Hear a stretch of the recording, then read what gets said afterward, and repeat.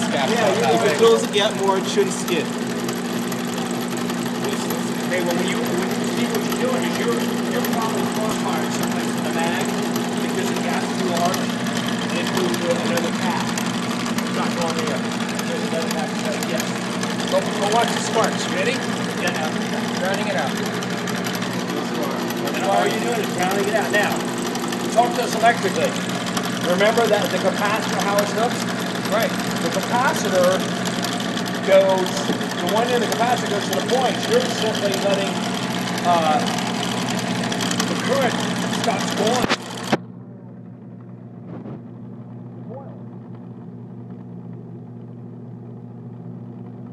Yeah, it's running about 700 RPM.